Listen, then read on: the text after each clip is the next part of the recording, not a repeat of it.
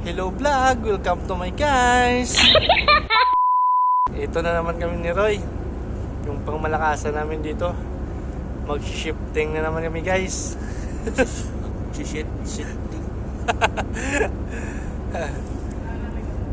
Shifting kami ng ponton. Nilipat namin dito sa Pupa. Yung apat dun sa proa. So gagamit kami ng crane. At saka yung ito yung lashing namin na ginawa ni Roy.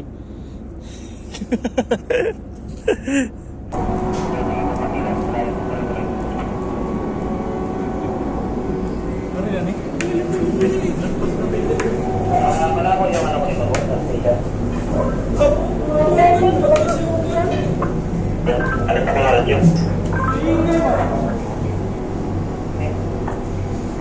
Arriba, Negri, 23, si ba? 23, 21. Okay.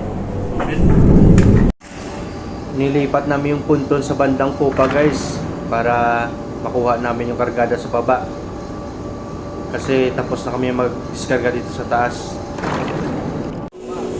So ito guys, nag-umpisa na kami mag-diskarga dito sa number 2 cargo hold. Extra income na naman guys kasi kami nagbira ng kargada.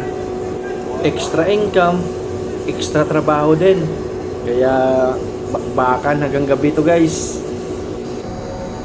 So yung tropa pala yung driver ng crane guys.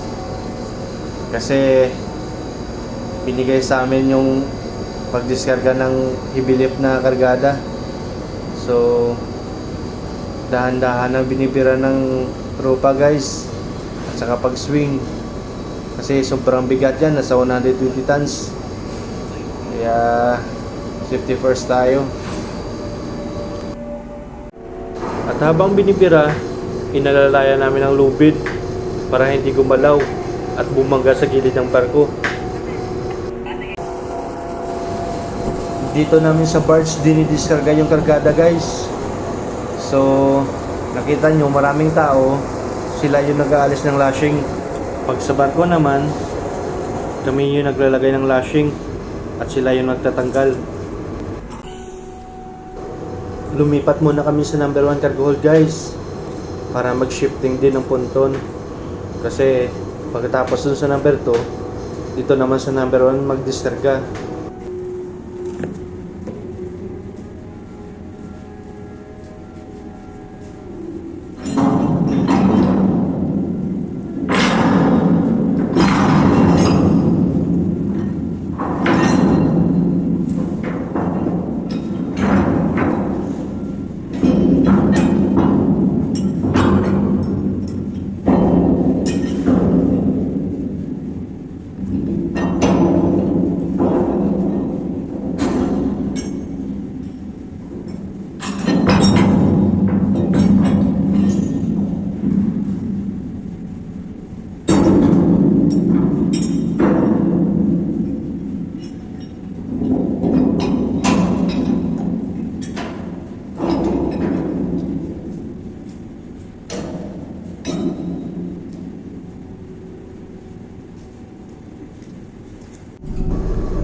Ganyan mag-shifting ng ponton guys.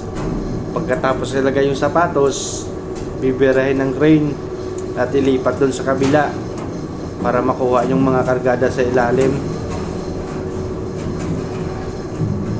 Yan yung mga natirang kargada guys. Mga naka-box pero mabibigat yun ng mga yan. At last guys, huling kargada na to na binibira. Inaabot kami ng alas 8 ng gabi. So, kain lang yung pahinga. Hirap talaga kumita ng pera.